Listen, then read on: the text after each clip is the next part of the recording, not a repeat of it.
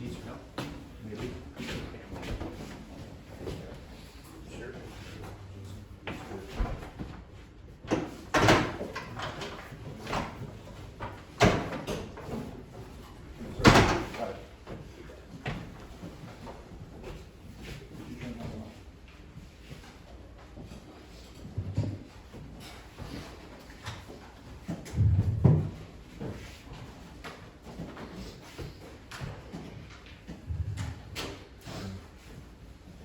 This way, this one here.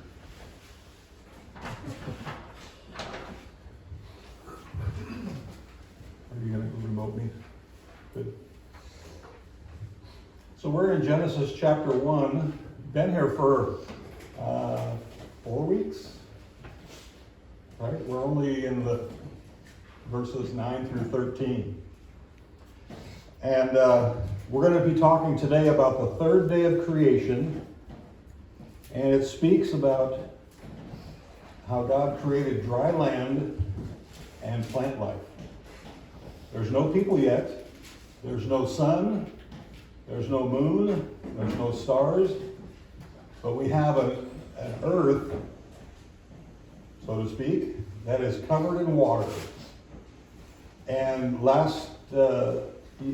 yesterday, day 2, God took some of that water and raised it up into the heavens so that the atmosphere, so that the universe has moisture in it. And is going to prepare a way for us to have storms and rain and snow and seasons, things like that. But to sort of introduce this to you, I would like for you, if you're willing, I don't think it's going to be too tough, but if you're willing to participate with me, I would appreciate it. So what I'd like for you to do is get as comfortable as you can on these hard chairs, kind of settle in. And what I want you to do is just kind of relax. And I ask you to close your eyes, and I want to take you on a little vacation, a little trip around the earth. We're not going to go far, so don't worry, you're going to have plenty of energy to do this. But if you would just imagine the things that I speak of, I want you to really picture them. I want you to see them. I want you to hear them. I would hope that you could smell them and enjoy them.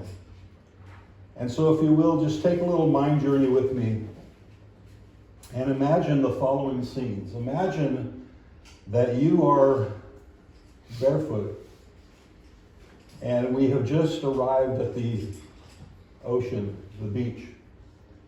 And it's perfect temperature day, and as you step across the sand, I want you to feel that sand against the balls of your feet, maybe squishing up through your toes. And as you step, and each step, I want you to feel that warm sand on your feet. And as you draw closer to the water's edge, I want you to feel now that the sand is becoming a little more filled with moisture. And as you get closer, it's more wet. And now you see the waves crashing on the shore. And you hear waves crashing on the shore. And perhaps on large rocks if you're decided to go to Fort Bragg. And maybe those rocks are even crying out praise.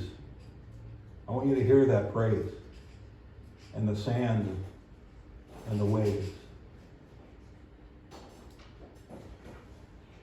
Now we've come back home, and I want you to imagine that you're in this vast vegetable and flower garden. And I want you to picture all the different vegetation, the plants, the berry vines. I want you to picture, and I want you to think of all the things associated with those plants. Not just the plants themselves, but the root system that's going down deep into that earth. And I want you to see the stems of those plants and the leaves and the fruit on those plants, those vegetables.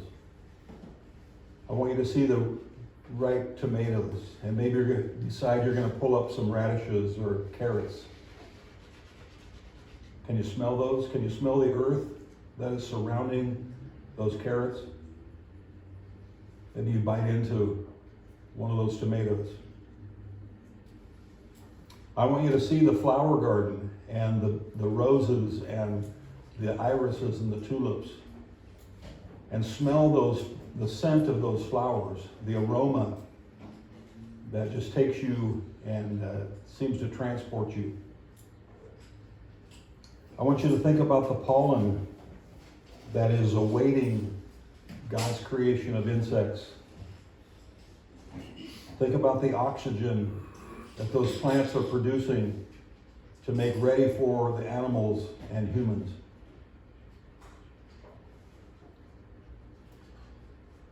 Now I want you to imagine that Daryl here lives on a farm in Missouri. I don't know if he does or not, but I just want you to imagine that. And you're out, and he's got this row of beautiful oak trees. And along the side of those oak trees is a stream that you can hear. And maybe you're sitting there in the shade of one of those oak trees, and you're just feeling very content. And you're listening to that stream as it moves along the rocks and the shore. And maybe perhaps you're wondering where that water originated from and where it's going. And enjoying the peace and the beauty and the majesty of God's creation.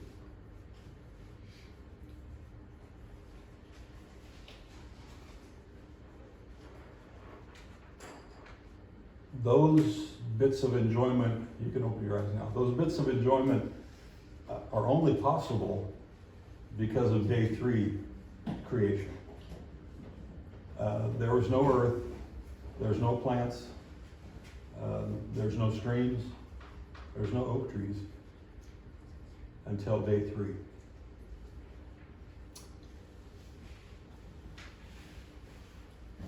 Let's read about it. We're in Genesis chapter 1, verse 9 through 13. And God said, "Let the water under the sky be gathered to one place, and let dry ground appear." And it was so. God called the dry ground land, and gathered waters he called seas. And God saw that it was good.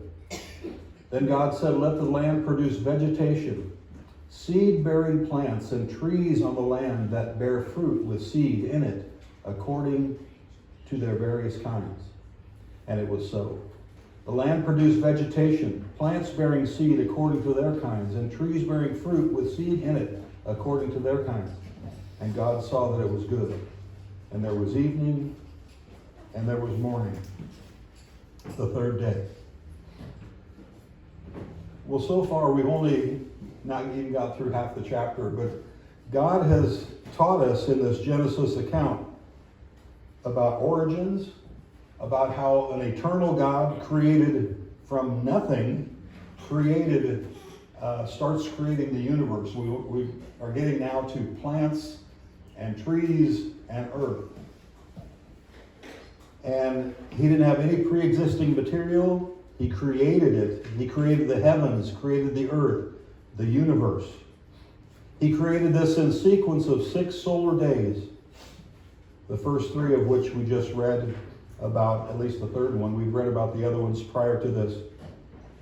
Approximately 6,000 to 10,000 years ago, that's an estimate. But if you go back genealogy-wise, that's about what you get. And the entire creation was mature and productive at the instant of creation. God did not create little shoots of plants, because when man is coming, man's going to get hungry. And he needs food to eat. And so God creates mature plants, trees with fruit and with vegetables, so that mankind and animals are going to be able to survive. Unfortunately, evolution has almost seemed to be a given since the 1860s when it was first taught. And it's become somewhat of an absolute, where in mainstream society people think we evolved from different animals. We evolved from some sort of creature that came up out of water, fish, single cell amoeba.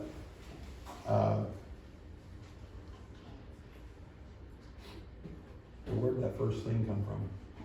That's the key. Where did the first thing come from? Unfortunately, evolution is decaying. And the more we know about the universe, the more we see the impossibility of evolution.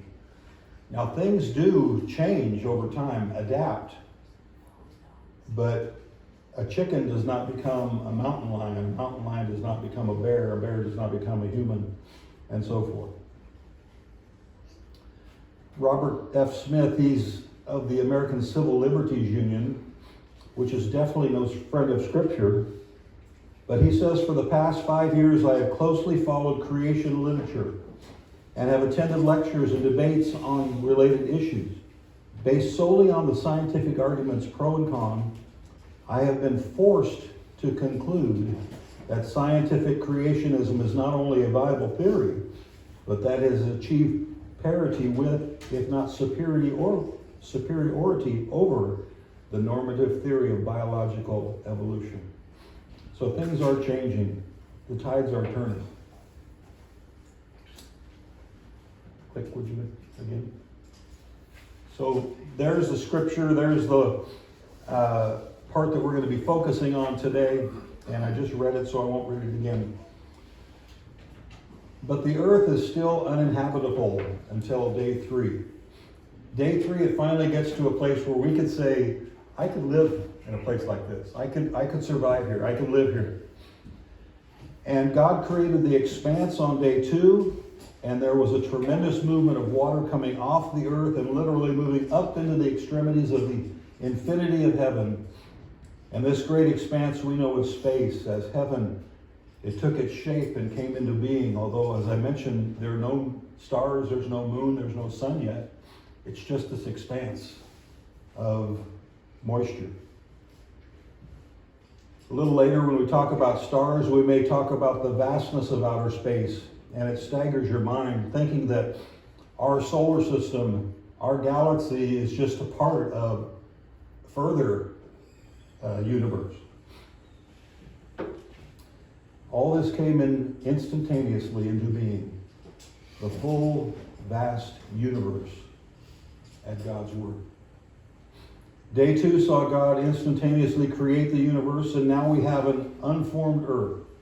We have light and we have a vast universe, and we come to day 3. And I think it's interesting how we have light, but we don't have a sun. And I mean, that's a thought question for you. How does that happen? How do we have light with no sun? And think about that. And so as always, and God said, let the water under the sky be gathered into one place, let dry ground appear, verse 9 he says. So day 3 is going to shape the earth. It's going to form the earth more as we know it, but probably not even close to as we know it. And as always, the Genesis account begins, and God said. You see it again in verse 11, verse 14, verse 20, and we saw it earlier in verses 2 and verse 6. Everything came into being simply by God speaking that matter into existence. On the first day, God divided light from darkness. Next, he divided water from below, from the water above. And now on the third day, he divides land from sea. Water is going to remain on the earth, but some have gone into the expanse of the heavens. Back in verse 2, the earth was covered with water, the surface of the deep, it's called. And the earth was engulfed in this water. Beneath it, potentially, I guess, was solid matter. I wasn't there, so Larry may be old enough to witness that. God commanded the waters covering the earth to gather into one place. And it's interesting that the Greek Old Testament, the Septuagint, uses the word synagogue right here.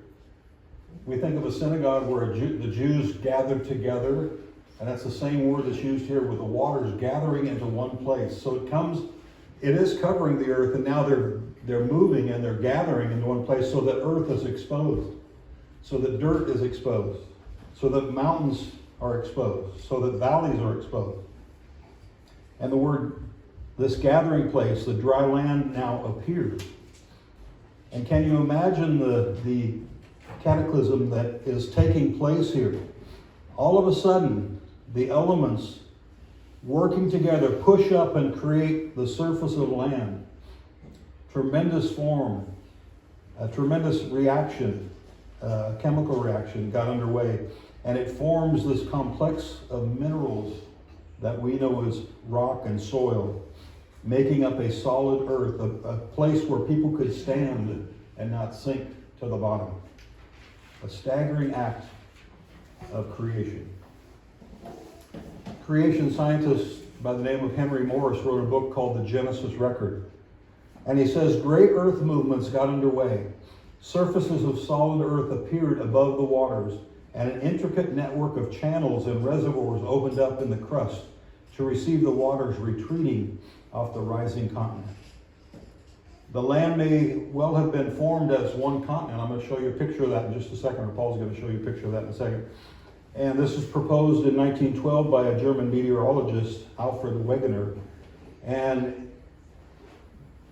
his idea was that later divided into multiple continents, breaking up in tectonic plates during Noah's flood. And so it seems logical, but we weren't there. So all we have to do is accept the fact that God separated the waters, called them into one place, an ocean, connecting to rivers and lakes, right? All connected, interconnected. And then this landform broke apart and maybe got bigger. The earth got bigger. I don't have any idea. But somehow we now have land that is above that water that people live on, that we can survive on. It's incredible. By the way, that's known as that theory by this German meteorologist is known as Pangea. And we'll look at a picture in just a second. Now the water is assembled not only into that one great sea, but in numerous distinct basins as well. So you have lakes and rivers, water getting collected underneath the surface that is pure and drinkable, compared to the ocean that is salty and you can't drink it. I've tried it a couple times. It doesn't work. It's no fun when you crash onto the shore and you've got a mouthful of salt water. If you're trying to body surf and stay up with your friends, it doesn't work. Right? But we've got these multiple waters.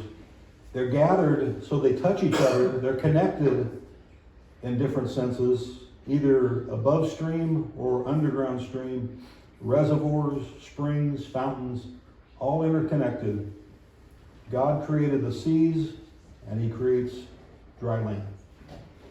Now, I want you to know that God is not an evolutionist, but He instantly created all things, at least in the original all things that I'm talking about here. The things that, the creation of the world, let's say.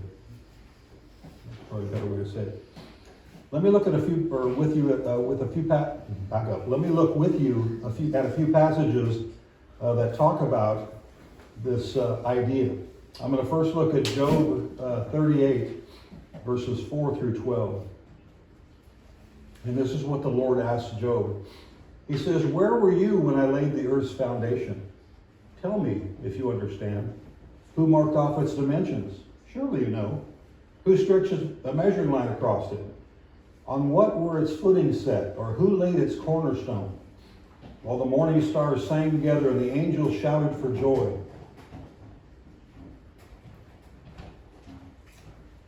That reminds me, I meant to include a question here, a thought question. When are the angels created? Genesis never talks about them there in the first chapter. We're going to see animals, we're going to see people created, but no mention of angels. So why don't you do some research and think about when the angels were created. Verse 8, who shut up the sea behind doors, when it burst forth from the womb, when I made the clouds its garment and wrapped it in thick darkness, when I fixed time limits for it and set its doors and bars in place, when I laid this far, when I said, this far you may come and no farther, here is where your proud waves halt. Have you ever given orders to the morning or shown the dawn its place, that it may take the earth by the edges and shake the wicked out of it?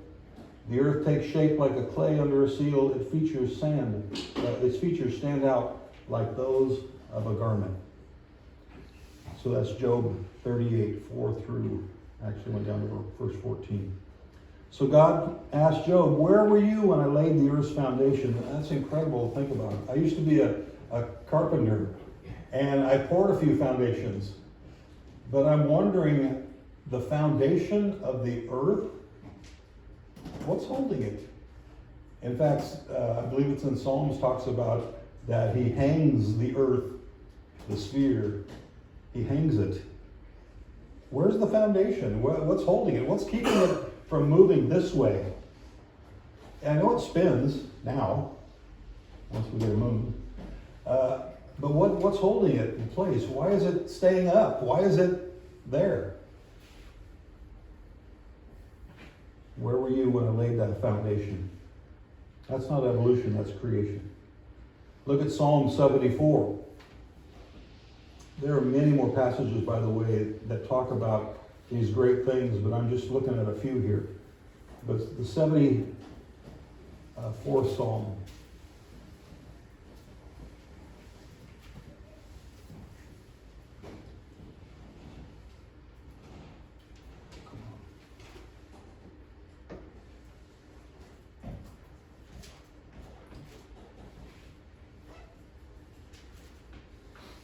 In verse 12, down through verse 17. That God is my king from long ago. He brings salvation to the earth. It was you who split open the sea by your power. You broke the heads of the monster in the waters. It was you who crushed the heads of Leviathan and gave it as food to the creatures of the desert. It was you who opened up springs and streams. You dried up ever-flowing rivers. The day is yours, and yours also the night. And you established the sun and the moon. It was you who set all the boundaries of the earth. You made both summer and winter. So it's God. Let's look at 104.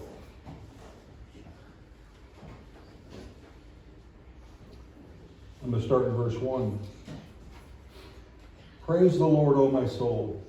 Lord my God, you are very great. You are clothed with splendor and majesty.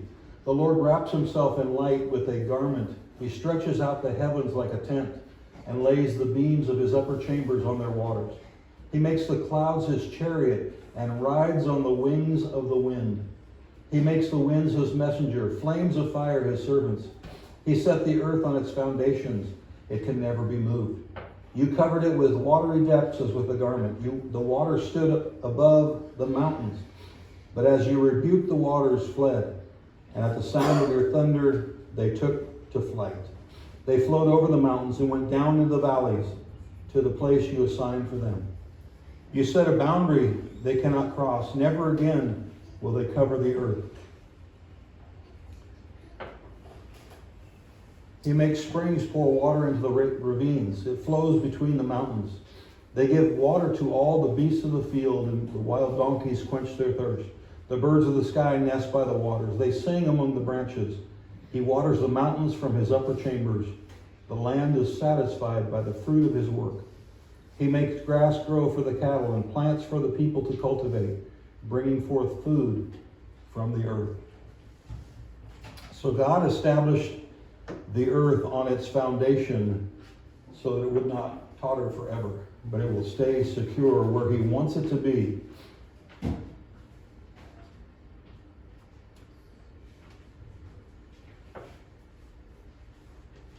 By the way, the earth is at 23.5 degrees, and it spins. You know where sideways, where cockeyed, where side it is. And if it was off just a little bit, we would not have 24-hour days. We would not have seasons like we do. It would be ever changing, and things would just not work right. You wondered why it was. You felt a little weird getting out of bed at 23 degrees, right? Can you imagine a lopsided world going around and around? Sounds like COVID to me. God's creative work sets the earth on its foundation, whatever that might look like, whatever that might be, so that it's secure, so that it's firm, so that it's there where He wants it to be. Would you hit me the slide, Paul? So how does the discussion, we're not going to read it, but if you want to write this down, how does the discussion in Proverbs 8, 22 through 36, which is talking about wisdom, the whole chapter, I think, is talking about wisdom. How does it connect with God's creation? Or does it? So you might think about that particular passage. We read earlier in Psalm 74 the mention of a sea monster. I want to share with you just a side note. I'm stepping aside here, and we're going to talk about a sea monster for a moment, because I think it's important to the story here. It's not mentioned in Genesis, but it was mentioned in Psalm, and it's mentioned in other places. So if you would click one more time. Rahab, and this is just an artist's rendition, so we don't know if this is what it looked like, but it looks sort of like a dragon or a sea monster to me. And it's referenced in a number of places. Job chapter 7, verse 12, Job 9, verse 13, Psalm 89, verse 10, even in Isaiah 51, 9. And this creature was an ancient mythological sea monster. In other words, it was a myth. It was a made-up story that the sea monsters existed. And it's interesting how, now we think God's word is completely true, and it is teaching us complete truth. But it brings in this pagan idea of sea monsters into Psalms and Job and even Isaiah, which is fascinating to me. Let me give you some background on why I think that happened. Now, this Rahab, it's spelled like Rahab, R-A-H-A-B, but I didn't want you to confuse with the gal who helped the spies. So Rahab was an ancient mythical sea monster who rebelled against the gods. Not the creator, but the gods that they believed in, right? The pagans thought that the gods were designing the world to provide land and sea. And there was a rebellious sea monster who wanted to overrun the land and bring it back into the sea. And the legend was that that's what this sea monster did. Tried to bring the land back as they were separating it, tried to bring it back into the sea. That's not in the Genesis account, because that's not in the creation story. That is not a true creation sea creature. There was some monster trying to prevent God from separating land and sea. That was their thought. They invented this creation myth, and they were able to, the pagans were able to defeat the sea monster, or the gods of the pagans. And this legend found its way into some rabbinical teaching and tradition. And Rahab becomes a name synonymous with any sort of fantasy that caused havoc. Some rabbis called this the Lord of the Sea. And perhaps today his name might be called Neptune, or something that is this creature that is living under the ocean, that is in charge of everything, opposing the will of God in these legends. Now, some Jews borrowed the idea of Rahab and turned it into sort of a metaphor for anything that resisted God's power. And what is interesting is when you come to the Genesis record, when you come to the actual events of creation, there is no sea monster, there is no Rahab. There's no other existing power. And Genesis is very careful to and it's very detailed, it's very believable, and it's a real account of creation. Nothing poetic, nothing legendary, nothing mystical whatsoever. And I think this acts as a protest against those ancient myths which tended to corrupt even the thinking of some Jews and some rabbis as well. God hadn't created living creatures in the sea until day 5. He doesn't do it for 2 more days. So we know Rahab is not there when God is separating the earth from the ocean. Let the water under the sky be gathered in one place, let dry ground appear. And it was so. Now back to Genesis. This gathering of the water would include subterranean lakes, subterranean rivers, streams, springs, wells, all interconnected, and the land probably in one great massive continent. So you can hit the slide button again. So here's one artist's concept of having, and if you look on a map, I don't know if we have a world map in here, probably not. If you look on a map, it looks like you can move those pieces, kind of like a jigsaw puzzle together, right? And create some sort of one solid landmass. So whether it was like this when God separated the waters from the earth, I don't have a clue. What some people believe is it was something like this, and then when Noah's flood, the waters from the deep came up and moved things apart and separated it through tectonic plates and all those kinds of issues if you want to get into the geology of life. And you can look at that yourself. But that's what they think. Maybe this thing separated and disconnected the land in that respect at Noah's flood. Well, in verse 10 it says that God named the dry land earth, and he called the gathering of the waters seas, and he saw that it was good. And why was it good now? Because now we could live here. Now it's habitable. God then moved to the next phase of creation. Verse 11, he says, let the land produce vegetation, seed-bearing plants and trees on the land that bear fruit and seed in it, according to their various kinds. And it was so. And always and unmistakably, God speaks creation into existence. When we get down to verse 29 of Genesis chapter 1, when God is speaking to the man, he says, I give you every seed-bearing plant on the face of the whole earth, and every tree that has fruit with seed in it. They will be yours for food.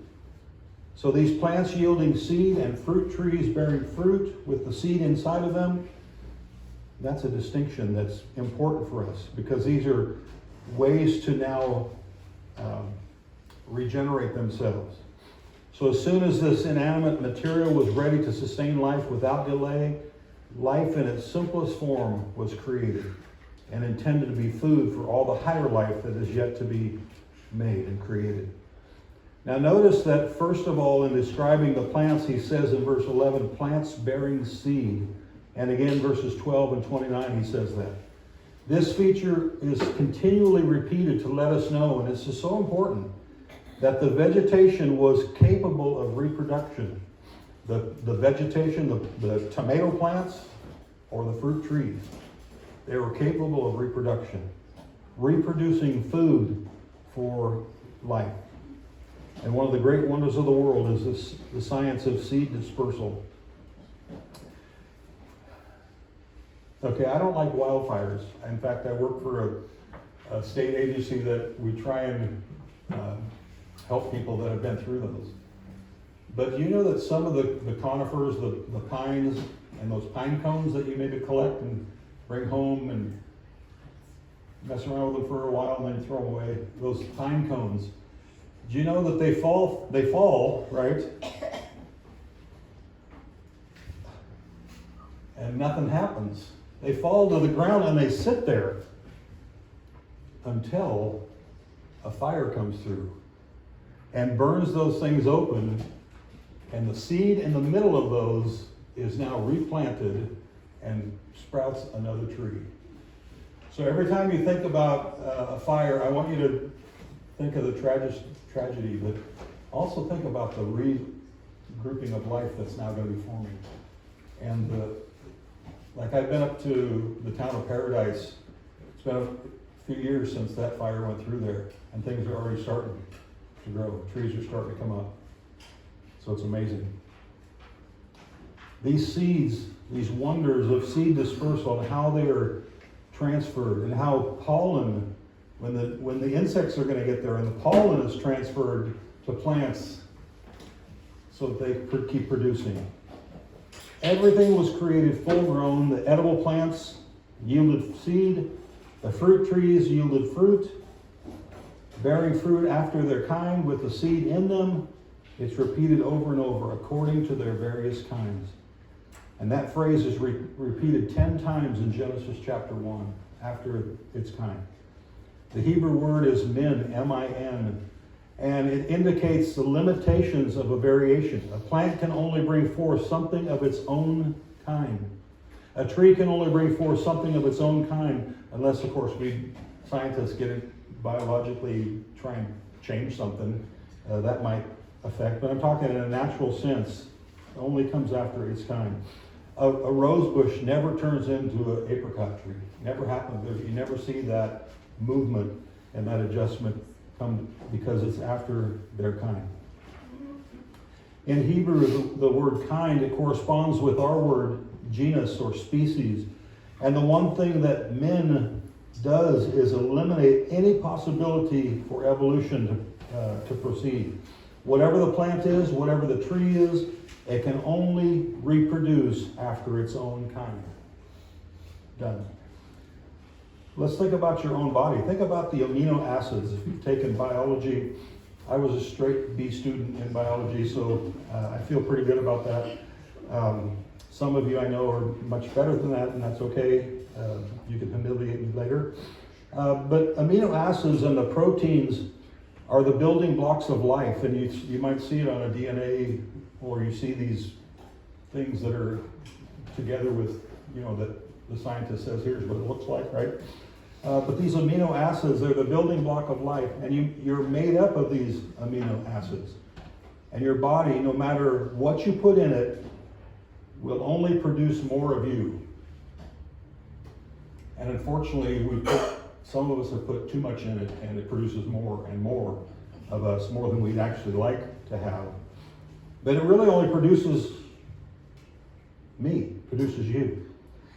You could decide, you could make it yourself a wager that for the next 20 years you're going to eat nothing but chicken.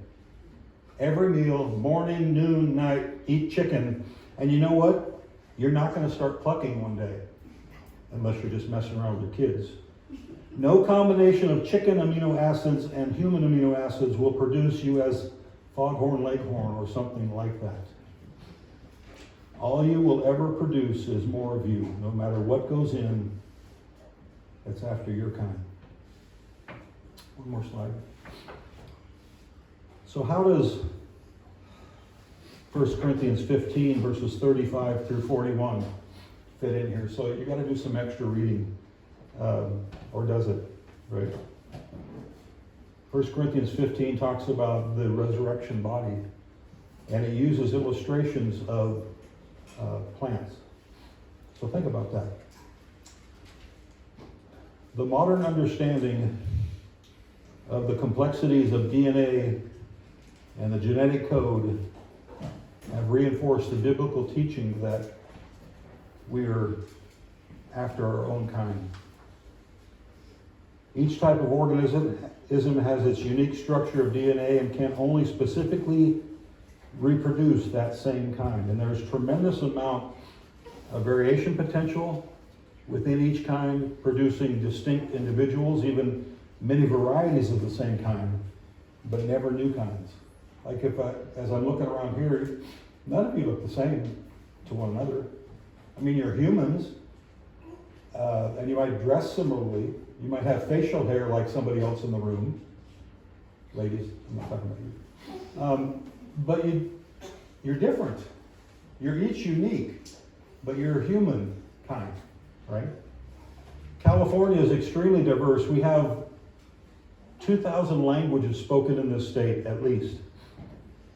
And we have people from all over different nations, different countries, different continents, We even have some that can't figure out their own gender, but we do have people from all over the world. We have towns named after them, specifically Asian communities, say this town, right? Or we have this, I know when I lived in Gustine, down in the Central Valley, it was like 60% Portuguese, and we didn't speak Portuguese. But we have all these different variations, different looking people, different speaking people. But genetics practically guarantees that no evolution can occur, and it's absolutely impossible. Michael Behe, B-E-H-E, wrote Darwin's Black Box. He's not a Christian, but he began questioning biological evolution, and he helped launch what's called the intelligent design movement. Never really connects it with God, but we know that he is the intelligent designer. And he devotes 2 chapters showing that as more is learned about the amazing complexity of cellular structure, the theory of chemical evolution is devolving, he says. The stuff is prebiotic chemist's nightmare. So what do you have? We go back to Genesis chapter 1, verses 11 and 12. You have the origin of all vegetable life. You have its orderly, continuing, fixed by means of certain seeds and kinds that perpetuate that particular life. Never has a plant evolved into something higher, only on the Sci-Fi Channel or in the Little Shop of Horrors, if you've ever watched that. In fact, if you study mutations and change in genetics, they always get negative. They always get worse and never producing greater and greater things. A fruit fly cannot become a honeybee, no matter how hard it tries. And so what are we learning then in Genesis, this first section? It shows us that the intelligent agent is the living God. He is the one who on the 3rd day of creation separated land from seas and caused plant life to sprout. Plants and trees are able to replicate themselves, and throughout the end of time, as long as any given species exists, they're going to keep reproducing those same kinds. God looked at it all in verse 12, and he saw that it was good. And then God signs off again in verse 13, and there was evening and there was morning, the 3rd day. There was a 24-hour day. And I want you to know that those terms, evening and morning, are used more than 100 times in the Old Testament. And they are always referring to a 24-hour period. God did this on the 3rd day. The final verse in a homework assignment. Job 26, verse 7. He spreads out the northern skies over empty space. He suspends the earth over nothing. What a statement. And it continues in verses 8 through 14, talking about how great his creation is. What a powerful God we have. And thank you, Paul, for leading those songs that talked about that. How great is our God. How powerful he is. One more. So follow Steve and Sharon's example. I'm thinking Sharon was involved, or at least she was bossing Steve around telling him where to plant stuff. But and I thought about when I was sitting there, I should have put a picture of your garden. But let's take after their example, and let's go to Lowe's or wherever you buy plants, Green Acres, and plant some plants this week, some vegetables or some flowers, or maybe even plant a tree. And name it after Steve or Sharon or somebody. So, but I just want you to think about it and focus on that life that is going, and the reproduction of from a seed to a tomato, from a seed to a tomato. It keeps reproducing after its kind.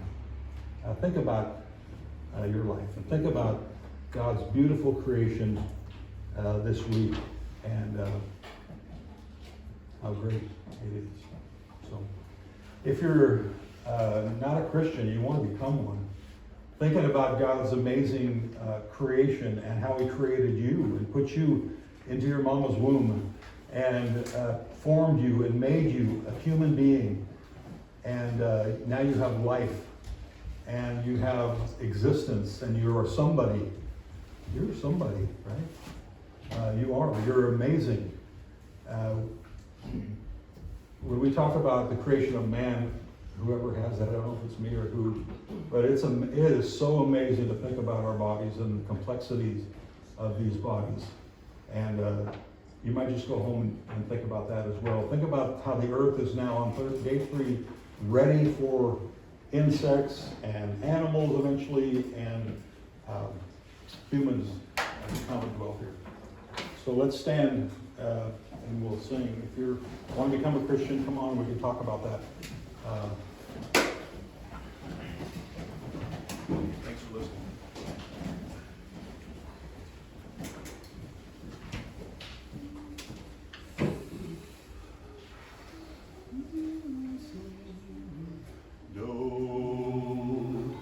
Come, let us sing with joy to the Lord, let us shout aloud to the rock of our salvation, let us come before him with thanksgiving, and extol him with music and song. For the Lord is a great God, the great King of all gods. In his hand is the depths of the earth, and the mountains belong to him, the sea is his images, and his hands formed the dry land, and his hands formed the dry land. Come, let us sing with joy to the Lord, let us shout aloud to the rock of our salvation, let us come before him with thanksgiving, and extol him with music and song. For the Lord is a great God, the great King above all gods. In his hands are the depths of the earth, and the mountains belong to him, the